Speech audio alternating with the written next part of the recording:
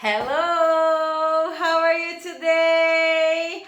Olha só, nossa aula de hoje vai ser uma aula um pouco diferente, porque nós não vamos usar o book. Na verdade, a teacher vai fazer uma review, uma revisão das coisas que nós vimos até agora, para que não fique nenhuma dúvida em relação ao que nós aprendemos até então, tá bom? Nós vamos começar com o verbo to be, com o verbo to be. Teacher Pri, o que é o verbo to be mesmo? O verbo to be é o verbo ser ou estar. Como assim ser ou estar? Por exemplo, eu sou bonita, eu estou bonita. Então é o ser e o estar. I am beautiful, I am beautiful. As duas querem dizer eu sou bonita ou eu estou bonita, depende do contexto. Então aqui a teacher colocou o verbo to be. Atenção, tem muitas pessoas que acham que o verbo to be é o I, you, he, she, it. Não, esses daí são os subject pronouns, são os pronomes sujeitos, tá bom? Os pronomes pessoais. O verbo to be é o am, o are e o is. Esse que é o verbo to be. Então, quando eu coloco I, eu conjugo com am, you, are, he, she, it, eu uso is, we, you, they, eu uso are, certo? Daí a teacher Pri faz uma frase, como essa que eu acabei de dizer. I am beautiful. Eu sou bonita ou eu estou bonita. Teacher, se eu quiser fazer uma frase negative, se você quiser usar a negative, o am vai virar am not ou apóstrofe am not. Pode aceitar as duas. O is, como que fica negative? Fica is not ou isn't. E o are, como fica? O are fica are not ou aren't, certo? Aí, suponhamos que a teacher Pri dá uma frase para vocês. I am a pilot. Eu sou um piloto. Aí a teacher fala assim, quero que vocês coloquem essa frase na negative e na interrogative. Então, como que é a negative mesmo? O am vira am not ou am not, né? Então fica I'm not a pilot. Eu não sou um piloto. E se eu quiser transformar essa frase numa question? É só inverter. O verbo to be vem antes do pronoun. Então vai ficar Am I a pilot? Eu sou um piloto? Para eu fazer uma frase com he. He is a doctor. Ele é um médico. Como que eu faço a negative dele? Eu transformo o is em is not ou isn't. He isn't a doctor. Ele não é um médico. E para eu fazer a interrogative? É só inverter. Coloca o is antes do he. Certo? Suponhamos que aqui no lugar do he tivesse o nome de uma pessoa, tivesse o nome de um boy, sei lá, Michael. Se tivesse assim, ó, Michael is a doctor, como que fica a negative disso? É só colocar Michael isn't a doctor. E para fazer a question, vem antes. Então, is Michael a doctor? Como é he, is he a doctor? Não muda em nada, certo? Aqui, they are friends. Eles são amigos. Qual é a negative de are? Pode ser are not ou pode ser aren't. Então vai ficar they aren't friends. Eles não são amigos. E a interrogative é só inverter. Are they friends? Suponhamos que fosse dois nomes. Michael and Priscila. Michael e Priscila. Michael e Priscila é a mesma coisa que they, que eles. Então vamos supor que a frase tivesse assim, ó. Michael and Priscilla are friends. Negativa. Michael and Priscilla aren't friends. E se fosse interrogative, o are vem primeiro. Are Michael and Priscilla friends? A mesma coisa. Então significa que se eu colocar um name ali, um nome, ele fica a mesma coisa. Aqui é mais fácil porque tem só o pronoun, né? Tem só o pronome. Aí, depois, apareceu um outro verbo, que é o verbo have, que é o verbo ter. Aí o verbo have, ele já é um verbo mais problemático. Por quê? Porque ele precisa de um auxiliary, de um auxiliar para fazer a negative e a interrogative. Vocês viram que o verbo to be é bem simples, porque ele mesmo faz a sua própria negative e ele mesmo faz a sua interrogative. Eu não preciso de nada. Ou seja, o am vira am not, inverte. O is vira isn't, inverte na question. O are vira aren't, inverte na question. Então ele é bem simple, né? Bem simples. Agora o verbo have, que é o verbo ter, ele para fazer uma negative, ele não vai virar have not. Ele vai precisar de um auxiliar, que é o do, negativa don't, mais um que chama does e a negative doesn't. Nossa, teacher, 4 auxiliaries 4 auxiliares? Sim.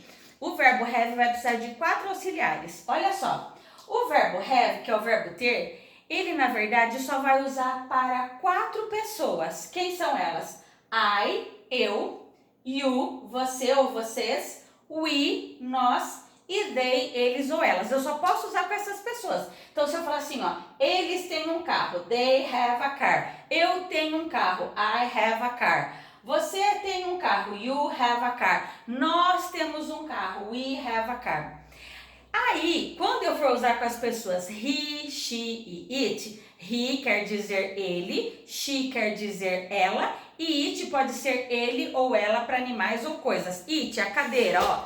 It, a cadeira. Ela, a cadeira. It, o dog, o cachorro. It, o cat, o gato. Quando eu uso he, she, it, o verbo muda para has. Não vai ser mais have, vai ser has.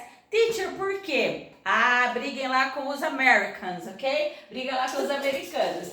Aí a teacher deu aqui exemplos para ficar bem claro como que fica essa negative interrogative que é tão diferente lá do verbo to be. A teacher tem uma frase assim, ó. You have a doll. Você tem uma boneca.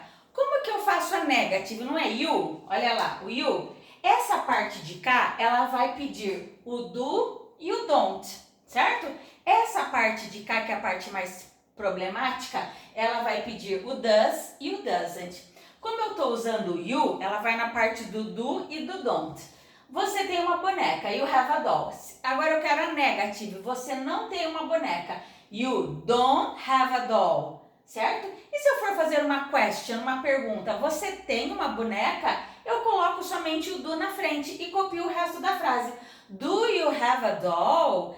Qual é, às vezes, o erro que os alunos cometem nesse tipo de sentence, nesse tipo de frase? O aluno mistura o don't com isn't, ele coloca isn't, don't, não existe isso. Esse aqui é o verbo to be é uma coisa, esse aqui é o verbo have é outra coisa. Não pode usar o verbo to be aqui, nem o am, nem o is, nem o are, não usa aqui, certo?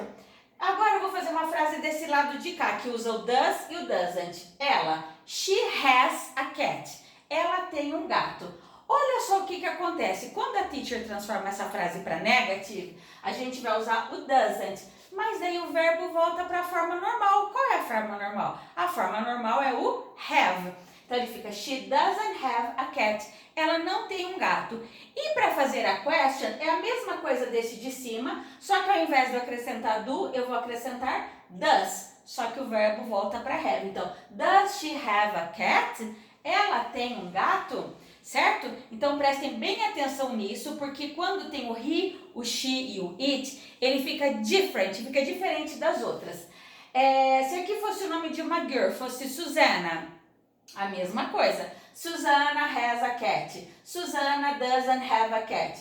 Does Susana have a cat? No problem, tá bom? Então é só, tô substituindo o she pelo nome Susana, ok? Pode ser qualquer nome.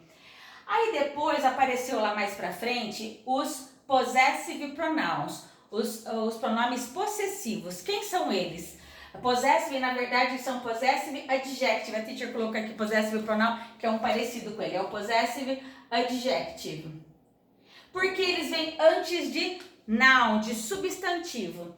Então aqui nós temos, ó, my car, meu carro, your car, seu carro, seu de você, his car, carro dele, her car, carro dela, its car, o carrinho dele, do bichinho, sei lá, de um cachorrinho.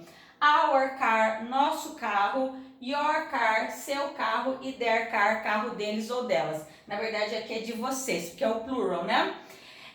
Esses pronouns aqui, eles correspondem àqueles ali também. Então se eu falo assim, I have a car, eu tenho um carro. My car, meu carro, então eu combina com meu. O you combina com your, o he combina com his, o she combina com her, o it combina com its, o we, que é nós, combina com our, que é nosso, nossa, o you combina com your e o they combina com their, que é deles ou delas, ok? Eles vêm sempre antes de um noun, de um substantivo. Daí uma outra matéria que apareceu também foi o imperative. O que é o imperative? É um comando. Então, por exemplo, eu falo assim para vocês, oh, Abre a porta, fecha a porta, liga o computador, senta, levanta, sit down, stand up, open the door, turn on the computer. Aqui a teacher colocou umas frases que são imperative. Study English, estude inglês. Open the door, abra a porta. Close the window, fecha a janela. Stay, fique. Aí apareceu o imperative negative. Como que eu faço um negativo disso? Tipo, não fique, não abra a porta, não feche a janela. É só colocar um don't. Então aqui, ó, não estude inglês. Don't study English. Não abra a porta. Don't open the door. Não feche a janela. Don't close the window. Não fique. Don't stay. É só colocar o don't na frente. Esse daí é chamado de imperative. O imperativo sempre começa com um verbo. No caso aqui é o verbo estudar, abrir, fechar e o ficar. Tem vários verbos, ok? Sit down, sente-se, don't sit down, não sente-se. Stand up, levante-se, don't stand up e assim por diante, ok? Eu espero que hoje eu tenha ajudado mais um pouquinho vocês e que eu tenha refrescado aí as ideias. E se vocês tiverem alguma dúvida, além disso aqui, vocês podem perguntar para a teacher. Estou à disposição. Muitos alunos têm me ligado pelo WhatsApp ou chamada de vídeo ou mesmo num bate-papo mesmo do Facebook, a forma que vocês acharem melhor, tá bom? Essa semana também a teacher tá pedindo, alguns alunos já estão fazendo uso do Zoom, aplicativo Zoom, com a Teacher Pri, que é muito legal também pra gente poder, a nossa classe poder se encontrar, a gente poder conversar. Eu não havia feito isso antes, porque as aulas, nesse formato que eu estou fazendo em vídeo aula, eu acho que elas atingem vocês assim 100%, porque eu consigo enviar para todo mundo. Se eu faço uma aula no Zoom, por exemplo, a teacher marca no horário da aula de vocês mesmo de English Class. Às vezes um não pode, está doentinho, ou alguém saiu com a mamãe, então às vezes ele acaba perdendo a aula. E no Zoom, então, tem esse problema. Por isso que a teacher às vezes não estou usando esse recurso com tanta frequência. Porque eu sei que através da videoaula, aqui pelo YouTube, eu sei que vocês estão acompanhando, estão realizando as activities, ok? Goodbye and see you!